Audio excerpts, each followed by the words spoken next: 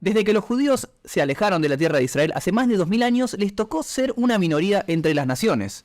Con el ascenso del cristianismo siglos después, se vieron obligados a interactuar con ellos como el antagonista principal. ¿Cómo se dio dicha interacción a lo largo de la historia? ¿Los judíos tienen leyes al respecto? ¿Puede un judío visitar la Capilla Sixtina?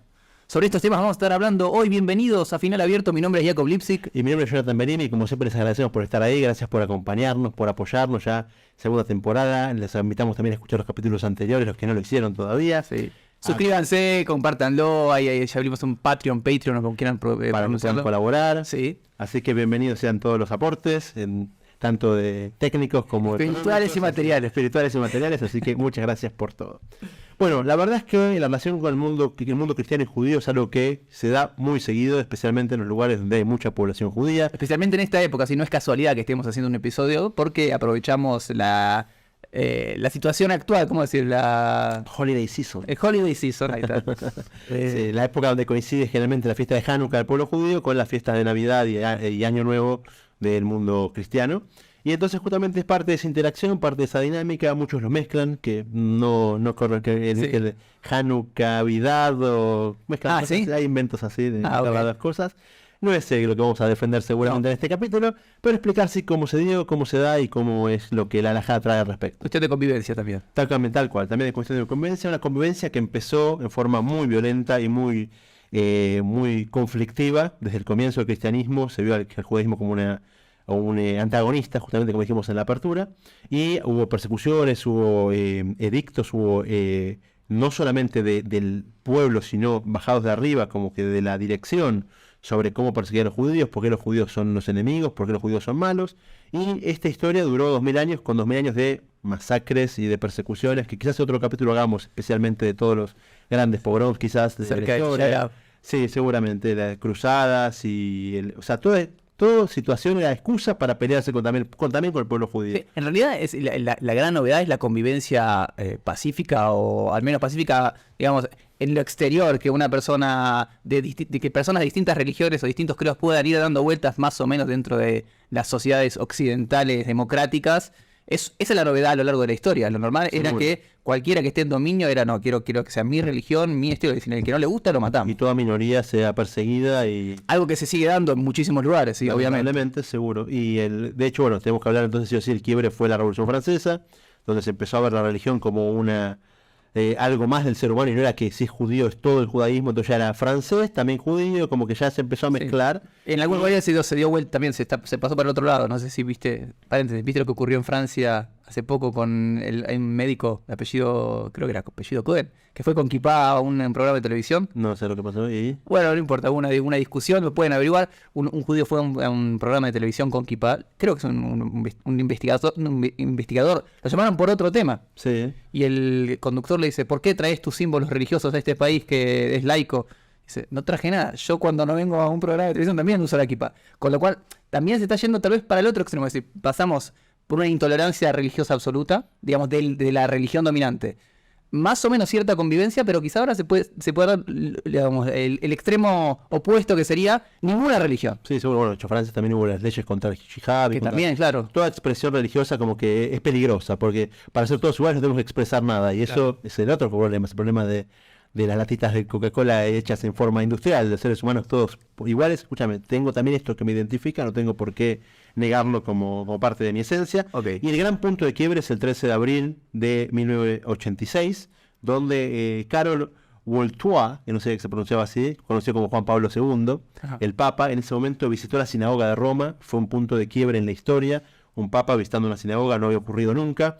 Y no solamente eso, sino que el discurso que dio fue el famoso discurso que muchos lo llaman los hermanos mayores, donde el Papa se pronunció hacia los judíos como los hermanos mayores en la fe. O sea que tenemos que dar respeto, que tenemos un hermano mayor, no compartimos muchas cosas, pero sí empezar a un punto de quiebre y de convivencia, y eso hizo que también deploró el antisemitismo, habló en contra de todas las ofensas y ataques al judaísmo, y eso sí dio el punto de partida al mundo que conocemos al día de hoy, donde no es ese adoctrinamiento al odio, esperemos, o que si no es, o si sigue siendo de algún lado, que deje de serlo, pero donde se puede convivir un poquito más con armonía. Sí. Hay todavía restos de antisemitismo un montón, historias, 2000 años de historia no se borran tan rápido. De hecho, a mí pasó en Buenos Aires una vez, estaba viajando en un colectivo, en ¿Dónde era? Palermo, barrio de Palermo, Buenos Aires.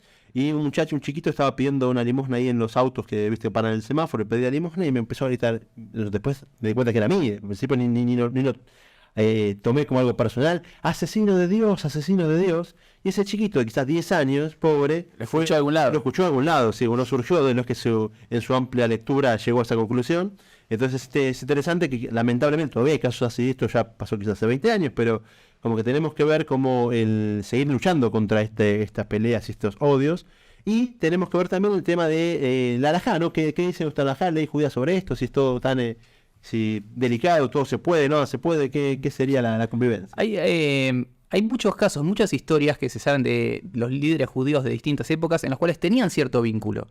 Es muy conocido el caso de Rabbi Yonatan Eichwitz, que se juntaba con el cura local, con que parece se admiraban de manera intelectual, la discusión, el famoso caso del gato.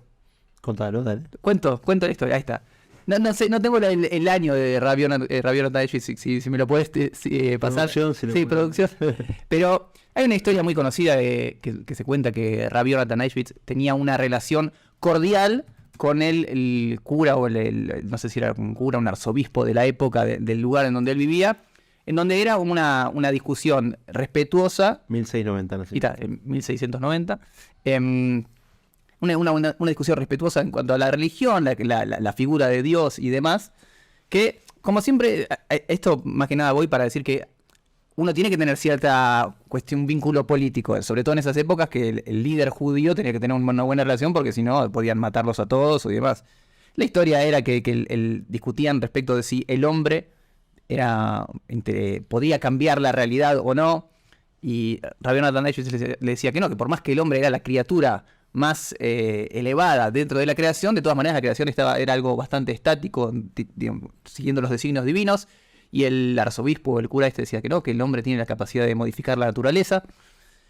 Dijo, sí, bueno, juntémonos dentro de un mes y vamos a ver quién tiene razón. Se juntan un mes después, llega Rabbi Yonatan Eichwitz, había todo un encuentro, estaba toda la gente viendo a ver quién va a tener razón, si el arzobispo o el cura o el rabino. Entonces aparece de pronto un gato parado en dos patas llevando una bandeja con cubiertos, qué sé yo, con café o lo que fuera. Dice, miren, modificamos la naturaleza. El hombre con su intelecto logró educar a un gato que tendría que moverse con 4 patas y ahora está caminando con 2 patas. Entonces cuenta la historia que Rabbi Yonatan Eichwitz abrió de una caja, había traído una caja, abre una caja y sale un ratón. El ratón se va corriendo y el gato lanza todo y va a decir una vez que vos podés modificar lo exterior, pero la naturaleza sigue siendo la misma. De todas maneras, esto es simplemente anecdótico, pero para ilustrar que había un vínculo políticamente correcto, aunque sea para cuidarse dentro de los líderes religiosos. Seguro, y no fue el único, hay grandes ejemplos a lo largo de la historia sobre esta convivencia. Uno de los grandes famosos fue el Jajam Menashe Ben Israel de Ámsterdam, también era muy cercano a las autoridades no judías del momento, el Jajam Azaria de Rossi en Mantova, y tantos otros de Israel, Moshe Hazan, gran rabino de Roma, también muy vinculado con el Vaticano y con las autoridades de la época. Estamos pasando por varios siglos distintos de judíos en la larga historia. Al siglo XX tenemos que llegar a Rav Lau, que Rav Lau y el Juan Pablo II tuvieron una gran relación. La foto que posteé yo del Rav Saca de Argentina con el Papa Francisco, también visitándolo, que se visitan cordialmente y muy seguido. Se conocen hace muchos años. Se conocen desde antes de que el Papa sea Papa, y cuando era el arzobispo de Buenos Aires, justamente. Así que esos vínculos se desarrollan y está bueno quizás como un ejemplo para lo que viene abajo. O sea, si uno ve que las autoridades no están peleadas, no tenemos que pensar igual, no tenemos que estar de acuerdo y tenemos que buscar una asimilación. Todo lo contrario, desde la identidad de cada uno, fomentar ese diálogo. Y esas cosas son buenas para justamente crecer en una sociedad armónica. Sí, el problema, yo voy a tener que ser un poquito políticamente más incorrecto, el problema es cuando se cruza una línea. Uno puede tener una relación cordial, pero una misa interreligiosa no da, los casamientos, eso que casa uno, casa el otro, todo junto. Ese es el problema creo yo, de cruzar la cordialidad necesaria que tiene que existir, porque de vuelta, uno puede profesar una religión y tiene que respetar al otro profesando la suya, y sí, incluso muchas veces sucede, esto leí hace poco, muchas veces sucede que hay muchísimos intereses en común. Por ejemplo, en Estados Unidos en la cuestión educativa. tanto los religiosos cristianos como los religiosos judíos quieren tener una independencia del Estado. Entonces muchas veces se juntan ambos grupos para intentar fomentar ciertas leyes. Crear un lobby mayor. Exacto, sí. Ahí está permitido el lobby, las leyes de lobby. Entonces hay muchas luchas que se pueden dar en común y muchos puntos que se tocan. Es buena la unión porque la unión hace la fuerza. Porque obviamente se puede. Pero el problema es cuando se quiebra y cuando se pasa, bueno, da todo lo mismo. No, entonces se puede, entonces ¿sabes qué? Es como lo que decía recién, el Navi Hanukkah. Esas son pavadas que aparte, desde el respeto a la otra religión, una cosa es una cosa, la otra cosa es la otra. ¿Por qué tiene que ser todo? No tiene que ser una amalgama absoluta. Un dato interesante también es que muchas veces este vínculo políticamente correcto puede generar rispideces, sobre todo de afuera. Por ejemplo, y acá entramos un poco con lo que tiene que ver con la Salahot, ¿qué ocurre cuando hay un acto oficial por así decirlo, en una iglesia? ¿Puede un rabino ingresar a una iglesia? ¿Sí? Hay un caso que justo lo hablamos fuera del aire preparando y al final lo chequé. Hubo un caso que fue uno de los Tosafot Ri de Orleans, se llama Rabbi Yaakov de Orleans, que era el líder de la época ahí dentro de Inglaterra. Se ubique. Sí, siglo XII. Son los famosos comentaristas que están en el Talmud. Ahí en la parte está Rashi y otra parte están los Tosafot, que muchos son descendientes de Rashi y comentan el Talmud como comentaristas principales. Él estaba en Francia, después se fue a Londres.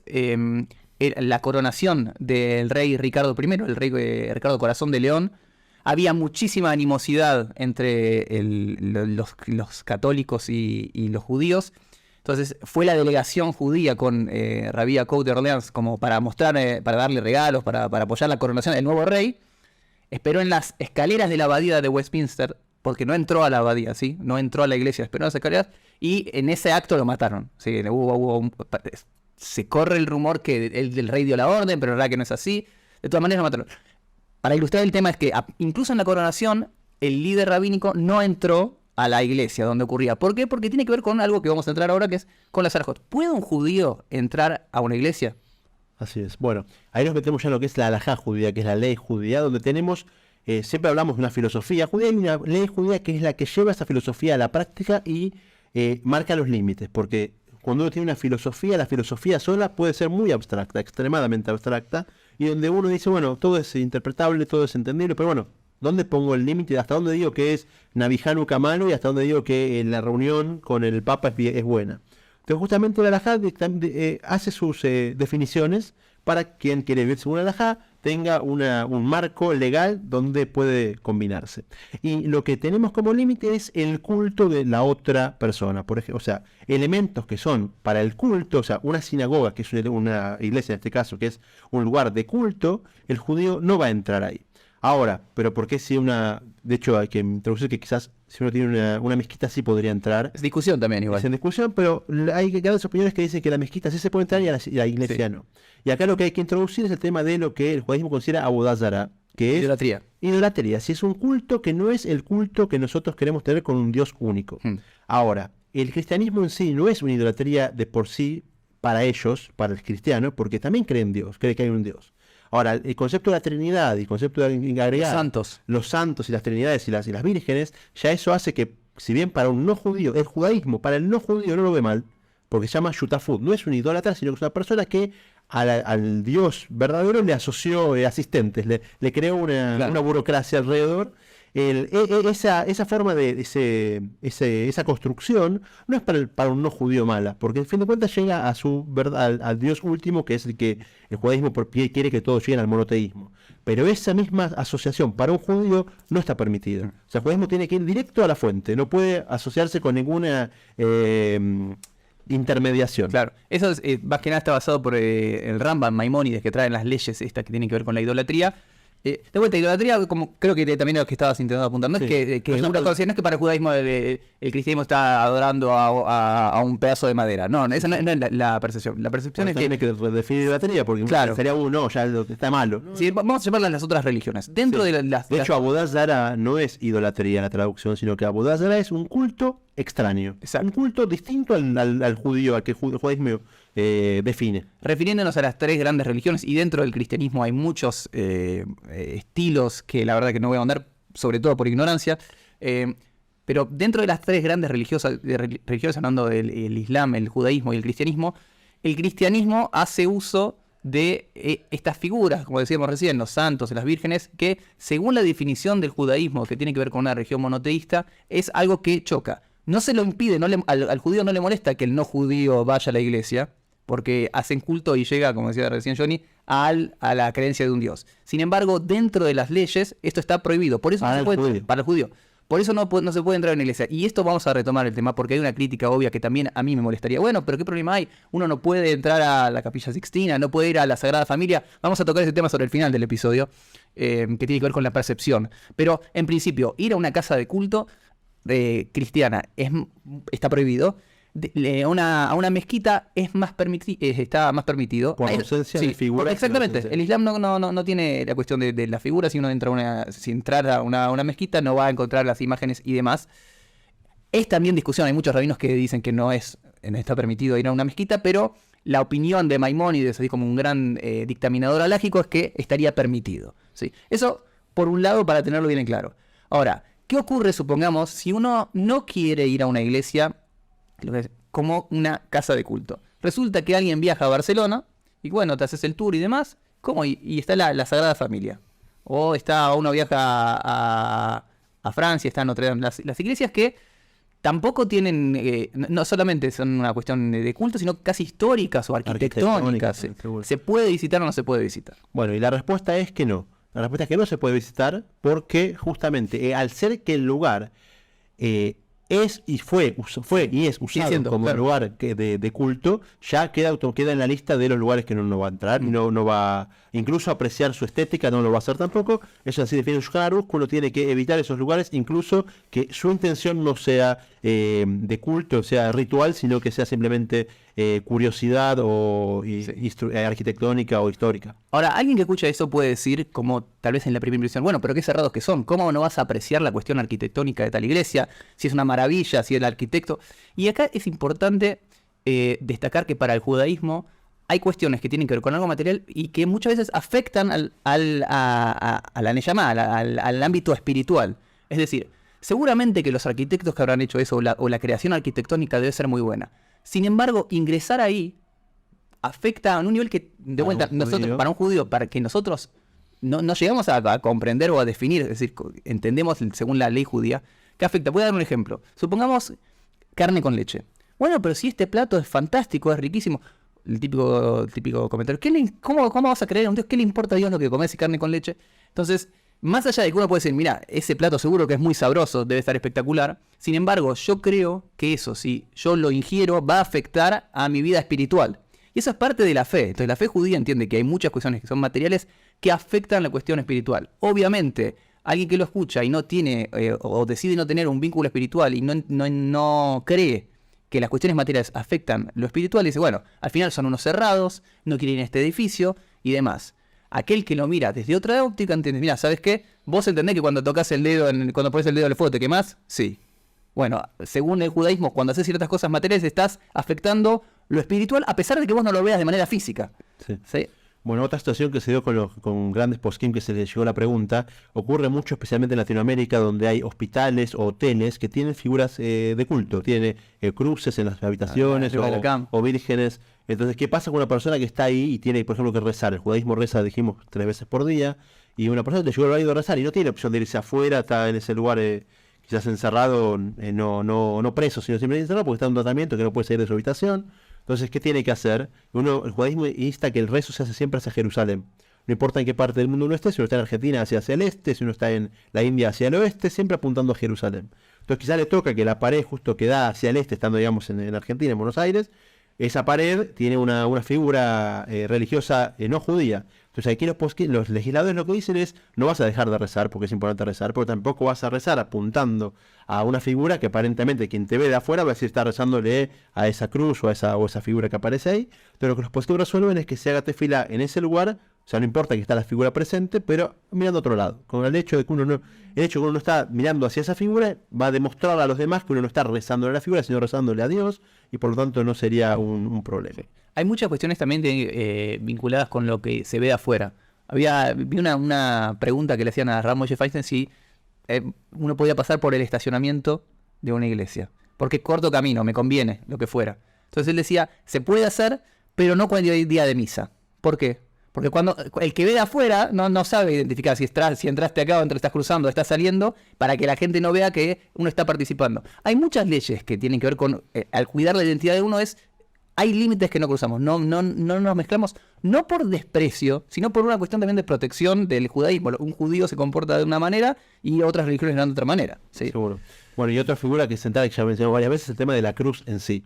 O sea, la cruz es un símbolo un cristiano muy fuerte, muy arraigado, y está la pregunta de cómo considera un judío esa cruz. O sea, hay gente que llega al extremo de evitar todo tipo de cruces. La comunidad, especialmente la comunidad siria, es muy, por un tema histórico de cómo se dio su vínculo con el cristiano, que siempre fue algo muy alejado y muy quizás que conflictivo. Ellos evitan cualquier tipo de cruz.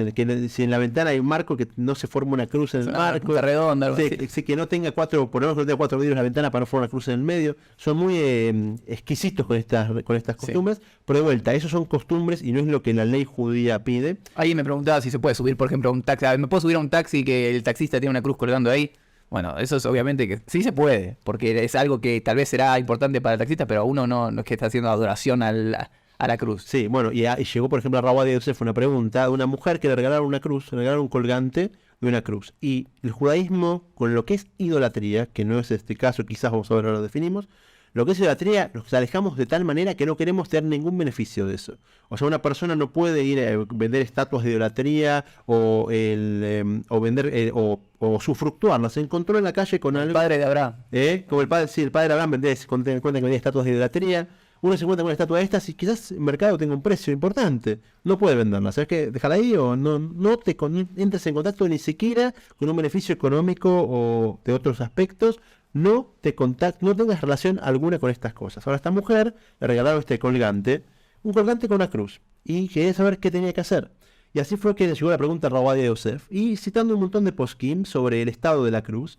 El origen es Trumat Hadeshen, después se habla también el Shulchan Aruch, el mismo Ramá, el comentarista ashkenazí sobre... Todos dictaminadores alágicos. Tal cual, todos grandes legisladores. Y la definición es, la cruz en sí, por la forma, no es un problema. Importa qué hacemos con ese elemento. Es un elemento de culto. Yo voy a besar esa cruz cada vez que mi equipo gana un partido o que quiero que algo bueno pase. Ya le estoy atribuyendo a ese elemento... Cuando entra a la cancha. Sí, atribuyendo al elemento un tema de culto, de religión, de fe, y ahí ya queda que se convierte en un elemento prohibido, porque ya es un elemento de culto, ya sea cristiano, budista, musulmán, pagano, claro. Lo que sea, es un elemento de culto. Ahora, mientras la cruz sea la cruz como un adorno, no hay ningún problema. Al punto tal que hay una foto que está circulando en internet, la pueden buscar. No hay ningún problema que la venda, ¿no? Que sí, no hay ningún problema con venderla, pero vamos a llegar más lejos todavía. El Rabbi Yaakov Meir fue Rishon LeZion. Rishon LeZion es la autoridad sefaradí máxima en la tierra de Israel. Él asume el cargo en 1921 y hasta su fallecimiento en 1939. Época del mandato británico, vínculo con la corona británica. Había que estar bien vestido con ellos. ¿Qué dijiste? Pensé que había que estar bien vestido. No, había que estar con ellos bien, siempre en un vínculo político, más que nada. Y en un momento, por su labor y por su estima, el rey le da una orden de honor, una medalla, con una cruz. Interesante. Y el Rab no solamente que la aceptó, sino que en cada evento que tenía se la ponía. El Rab Arashi, porque justamente es una cruz de honor donde simboliza un cargo, una orden dentro de la realeza británica, que tiene un símbolo que es cristiano, pero el Rab la usaba y está la foto, yo la busqué, googleé Rab Yaakov Meir, está la foto de él con su ropa de gala y su cruz colgando. Igual, ojo, no creo que eso sea para cualquier ciudadano de a pie. Es decir, es una persona que cumplía un cargo protocolar, que tiene muchas obligaciones y que sabe que puede faltarle el respeto a la corona. No me parece que el Rabbi Yaakov Meir hubiera dicho, bueno, está bueno esto, pero pongo en casa mientras dando vueltas. Seguramente. No hay que saber diferenciar. Por ejemplo, hemos hablado, creo que alguna vez, de las leyes que tienen que ver con el respeto al malhut, a la autoridad, ¿sí? Entonces, uno no puede aprender de ese caso. Mira, por cuanto que él lo tiene puesto, entonces yo también puedo. No, por ejemplo, el Rab Lau, estos son rabinos que también son figuras casi religiosos / políticas. Entonces, que se encuentran con mandatarios y demás, y hay cuestiones protocolares que a uno le exceden. Entonces dicen, bueno, no, porque yo vi que tal rabino hizo esto, entonces yo también lo puedo hacer. Sí. No. Y el otro lado sería decir, ¿sabes qué? la persona esta lo está usando, el elemento en sí es una prohibición total, y este rabino está mal por lo que está haciendo. O sea, entendamos entonces el estado de la cruz, que es un estado neutro de la cruz en sí. Quizás, no es para que todo juego viste una cruz, porque sería justamente simbolizar para ninguno. Pero vemos cómo no es una gran prohibición, porque si fuera prohibición, incluso el rabino que está en su cargo, que está en su reunión y su importancia, no lo haría tampoco. De hecho, cuando se salen a estas reuniones entre grandes rabinos y representantes de la iglesia, se hacen justamente en lugares neutros, no se van a la iglesia, al Te Deum en la catedral, o van a una reunión en la iglesia misma. Si se junta a una oficina neutra, que puede haber símbolos cristianos o judíos, eso no sería el problema sería del lugar de culto. Entonces se busca hacer las cosas siempre dentro del marco de la ley, ni pasarse para un lado y decir, bueno, está todo bien, está todo permitido, o está todo mal prohibido. Justamente es entender dónde está el equilibrio, cuándo sí, cuándo no, y qué es lo que se puede y qué es lo que no se puede. Una pregunta que llegó a Ramoshe Feinstein, que es sobre el tema de coleccionistas. Bueno, una persona colecciona, hoy en día la colecciona, siempre existió, hoy en día sí, menos, pero gente colecciona cartas, gente colecciona estampillas, gente colecciona monedas, y monedas que tienen símbolos cristianos, entonces seguro muchas, y también estampillas. Y le preguntaron al Ramoshe Feinstein, y el Ramoshe Feinstein fue quizás el gran legislador, lo mencionamos un montón de veces, del siglo XX en Estados Unidos, y él, basado en lo que dice, en una gemara muy interesante, que habla de un Rab Menachem Ben Simlai, que era llamado, digamos que el espiritual, el santo, el hijo de santo, una persona con un título de jerarquía espiritual. Y decía, ¿por qué se lo llamaba así? Porque él no miraba monedas que tengan símbolos idólatras. Entonces, entonces el Talmud me dice que no se puede. No, al revés. Entonces, uno pensaría, y dice Tosafot, no, estás entendiendo mal el Talmud. Esa actitud por encima de la ley que nadie le pidió, le llevó a un cargo por encima de la ley, se llama Midat Hasidut, algo extra. Entonces, como decía lo que nadie le pidió que haga, bueno, quiere cuidarse de eso, quiere no ver el símbolo ni siquiera, bueno, allá él y tendrá su cargo. Es muy bueno, pero no se le exige a la persona. Esto se puede ver en la Gemara Shabbat 145a, pero por ley, así también Ramoshe Feinstein también en su responsa, Yoredea Gelekalev, si quieren verlo, parte 1 de Yoredea, respuesta 69, él dice que está permitido. Porque de vuelta, tanto las estampillas como las monedas no son culto. Hay símbolos que es la cruz, está bien, es un símbolo quizás neutro, mientras que uno lo use como una moneda, como una colección, y no porque lo esté usando con un valor agregado espiritual. Bueno, y lo último, ¿tenés algo más para agregar? Si yo tengo una más, que es las frases. Hay frases que se incorporan en el saber popular, y uno las usa a veces quizás sin pensar mucho, porque las repite porque el entorno la dice, y a veces también tiene un dejo de o idolatría o paganismo. Hay dos que las dos de hecho están... yo se me una de la cabeza, pero no sé si es... ¿Cuál tenés? Que cargar tengo que cargar con esta cruz. Cargar con esta cruz no la puse. Yo tenía otras dos que es toco madera, que son más... Toco madera, esto para mí fue una novedad. ¿Toco madera viene de eso? Bueno, en toco madera hay investigaciones sociológicas de el origen de la frase. Hay dos opciones. Hay investigaciones sociológicas. Sí, hay papers al respecto sobre las... Escúchame, el CONICET tiene que investigar algo, hay siempre investigaciones sobre... Y está bueno porque de repente descubren cosas que uno no sabía. Entonces está toco madera. Toco madera hay dos acepciones. Uno piensa que viene de mitología celta. No, toco madera, para el que no sabe, por las dudas, toco madera, lo que se dice como para evitar que le ocurra algo, como una cuestión de cábala, no de cábala, de cábala, para que no le ocurra algo, toco madera, que no suceda tal cosa. Tal cual. Y la otra que es muy parecida es cruzar los dedos. Yo cruzo los dedos que va a ir todo bien. Sí. Hay imágenes, fíjense, imágenes de hinchas argentinos con los dedos cruzados en el mundial, sí. Bueno, entonces, ¿cuál es el origen de estas dos frases que aparentemente son folclore? Obvio. La gente las usa sin pensar de lo que se refieren. En ambas hay dos escuelas de opinión. Una dice que se refiere a mitología. Ajá. Y por lo que a la mitología, en el caso de toco madera, habla de que la madera es un elemento bastante amable dentro de lo que es los elementos naturales, materia de temperatura, isla, como que tiene muchas propiedades positivas. Entonces, como es un elemento así, un elemento noble se llama, tocaba un elemento noble, cosa de aislarse de toda la locura que tengo alrededor, y bueno, yo voy por lo seguro, voy por lo estable. Así es la mitología. Y después hablan de los espíritus que surgen de la madera, como mira, estuve todo el tiempo así. Puede ser. Los espíritus que la madera, como que los espíritus que protegen este árbol me protejan a mí también. O sea, que ya estamos hablando de idolatría, ya está, claro. Idolatría completa. Otra versión es que surgió con el cristianismo. Toco madera es tocar la cruz. Como que la cruz me proteja de lo que está pasando. Entonces, en ambos casos, para el judaísmo estaría mal visto. Uno, porque es idolatría pura y dura, que es la de cualquier espíritu de pagano. Las dos. Y otra, porque para el judío dijimos que asociar a otras personas a Dios, o sea, en este caso Jesús o la cruz, también sería darle, atribuir energía, tener poder espiritual a lo que no lo tiene. Entonces, de las dos maneras, habría que evitar esta frase. Lo mismo cruzar los dedos también. Unos hablan de la unión, que también hablan de espíritus, mitología, unión. Y la otra versión es la cristiana. Es formar una cruz, como puedo con mi cuerpo, armar una cruz, como que la cruz me ampare, la cruz me protege. Interesante, porque cruzar los dedos también se utiliza para cuando hay... que estaba cruzando los dedos por la espalda, cuando va a decir una mentira, ¿no? También. Esa es Interesante. Como que... Dos excepciones. Sí, también. En el caso de cruzar los dedos para bien, sería como esto, que me ampare, que me ocurra, ayude. claro, muchas veces cruzar los dedos, cruzo los dedos. Por favor, que le entre el penal o que el arquero lo ataje. Entonces, bueno, en ambos casos habría que evitar estas frases porque estamos citando de vuelta a elementos no judaicos, elementos que sin darnos cuenta a veces se filtran y se instalan dentro del habla popular y que uno pierde. Igual sería interesante porque quizá hoy ya perdieron todo contenido. Para quien perdió todo contenido le puede decir, bueno, ¿sabes qué? Ahora es una frase más y ya no es el tema de culto. Y ahí entra otro tema que haremos otro episodio. Bueno, todas las cábalas estas se pueden, ¿no? Ya que dejamos el avance para... Claro, ahí está, estaría bueno cerrar así. Incluso que supongamos que hoy en día ya perdió todo el condimento religioso. Ya cruzar los dedos no tiene nada que ver con el cristianismo y desde ese lado supongamos que estaría permitido. ¿Se puede? No, cruzo los dedos para que pase tal cosa. Yo no paso abajo de la escalera. Yo no me miro, no rompo un espejo. Sí, el gato negro.